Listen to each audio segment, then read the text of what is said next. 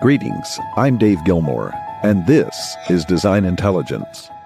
There is perhaps nothing more essential to the human experience, more catalyzing to social outcomes, more central to economic dynamics than design. In the human experience, everything is designed, from education to governance to social constructs to used and consumed tangibles to experiences and more. Everything is designed. For the built environment, this everythingness is equally pervasive. Every problem is a design problem. Every opportunity is a design opportunity. So if this is true, what is the future saying about the future of the design professions? Those who employ design thinking into everything they do to yield myriad design manifestations. The future of the design profession will be determined by value, both perceived and objectively measured. The traditional built environment disciplines of design are all at the crossroads of relevance.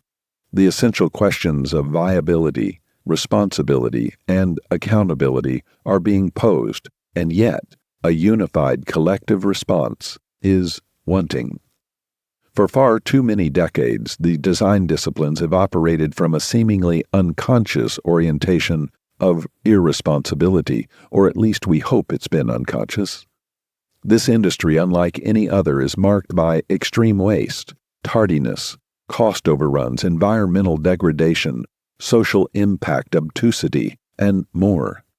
Architecture, interior design, urban planning, landscape architecture, civil, structural, MEP engineering, constructors, and building product manufacturers have all contributed to the state of the industry, and all are now confronted with the choice of responsibility and relevance, or denial and accelerated diminishment. This list of contributor stakeholders all operate from a design orientation, as everything they produce is the work of design, the outcomes of design. A new reality has emerged, accelerating since the global pandemic of 2020. It is a rising dissatisfaction with status quo, a disgust with business as usual, a not readily dismissed volume of voice calling for responsible change. This community, our community, is the target of this rising dissatisfaction. The pivot is not obvious to most. The path from irresponsibility to responsible relevance is difficult. I suppose that's why there's so much anxiety in the system, the knowing to do right and good and true, yet the seeming inability to do so. In the meantime, the question of relevance is growing larger and more pervasive. The disruptive power of artificial intelligence directly leveraged into the built environment is and will continue to transform both design and the design professions. Frankly, much of what you do today will go away, being better performed by automated technologies operating on a zero-defect standard. The value of the design professions will be confronted. The value of design must be reset, and the values that drive the design professions must, in many contexts, be redefined.